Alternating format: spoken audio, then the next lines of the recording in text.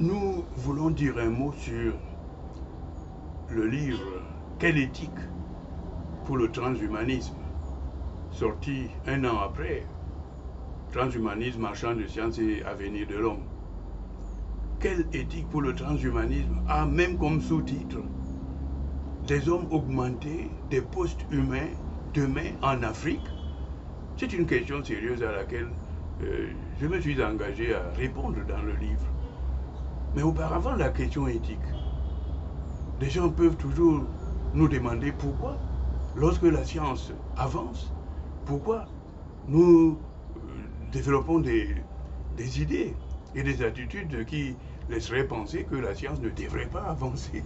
La question n'est pas là et je regrette que certains, dans l'environnement du département de philosophie à Yaoundé, que certains qui n'avaient même pas encore lu les livres aient pensé et aient même dit parfois que j'étais technophobe. Ce n'est pas vrai.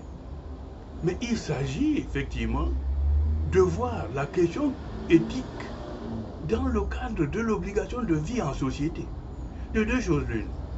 Ou ceux qui disposent et disposeront de gros moyens, parce qu'effectivement l'augmentation de soi, l'augmentation de l'intelligence, l'augmentation du quotient intellectuel, l'augmentation des capacités physiques et toutes les autres augmentations, le savoir-faire pour bloquer le vieillissement, dont il est dit qu'il est une maladie et dont on connaît maintenant la cause, ceux qui ont les moyens pour empêcher cela, doit-on considérer que on retourne, on doit réinstaurer l'état de la loi de la jungle, n'est-ce pas?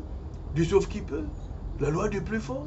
Ceux qui peuvent et dominent les autres, écrasent les autres. Effectivement, c'est de cela qu'il est question. Alors, la possibilité que les nanotechnologies, les biotechnologies, le développement de l'intelligence artificielle et puis la connaissance du fonctionnement du cerveau, toutes ces possibilités qui nous sont offertes, on trouve le rappel de certains dans le livre, n'est-ce pas?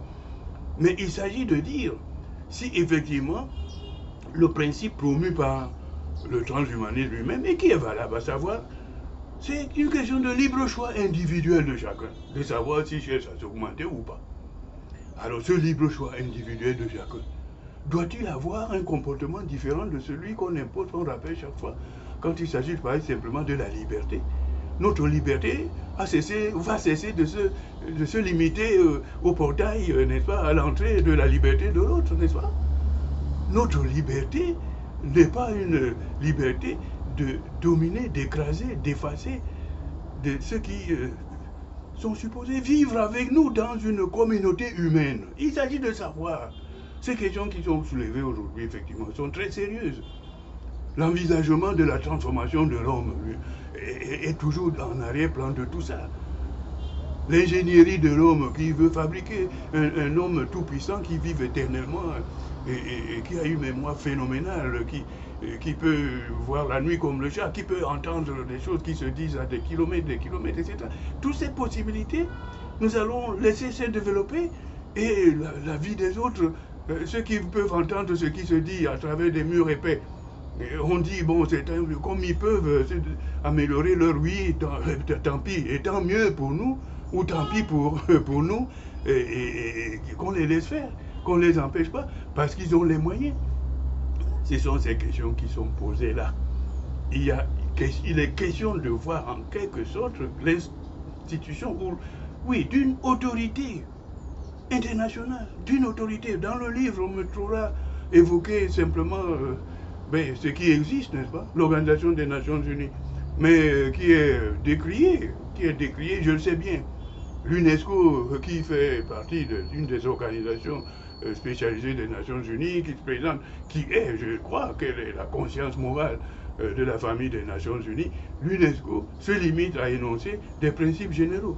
Nous avons rappelé dans les principes, dans le transhumanisme, marchand de sciences et avenir de l'homme, ce qu'il en a été des principes, les 23 principes d'Asilomar.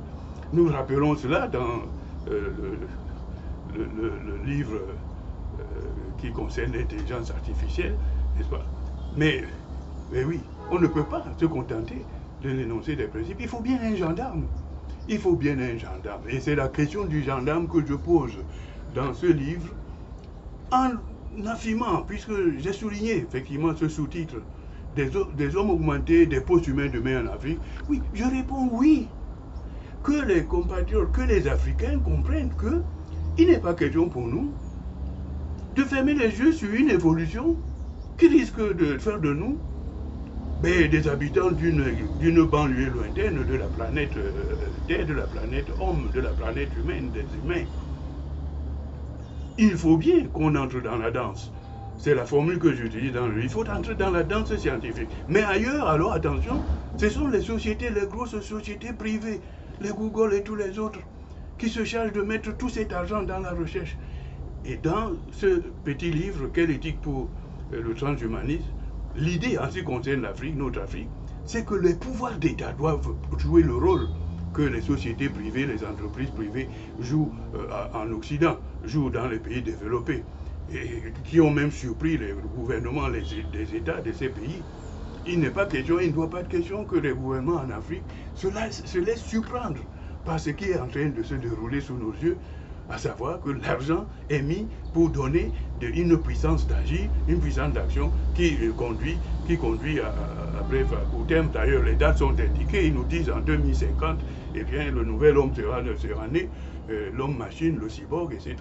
Voilà, donc est-ce qu'il est question, il doit être question de laisser faire, de laisser la pierre dévaler la pente, comme ça, à contempler simplement pour pleurer le moment venu.